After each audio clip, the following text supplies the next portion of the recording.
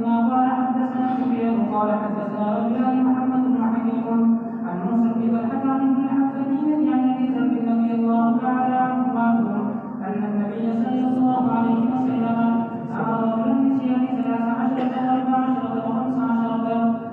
وبه قال اخبرنا احمد بن عثمان بن حكيم عن بكر عن عيسى بن محمد عن الحكم عن موسى بن الحكم بن الحفيدية قال جاء اعرابي الى رسول الله صلى الله عليه وسلم ومعه قرن فتشبه رجل فوضع بين يدي النبي صلى الله عليه وسلم ثم قال اني وجدت هكذا فقال رسول الله صلى الله عليه وسلم لاصحابه لا يضركم. وقال للاعرابي قل قال اني صائم. قال صوم ماذا؟ قال صوم 3 ايام من الشهر. قال ان كنت صائما فعليك بالغر الجزء 13 و14 و15. قال ابو عبد الرحمن السلام عن ابي ذر ويشبه ان يكون وعمل الكتاب فقيل ابي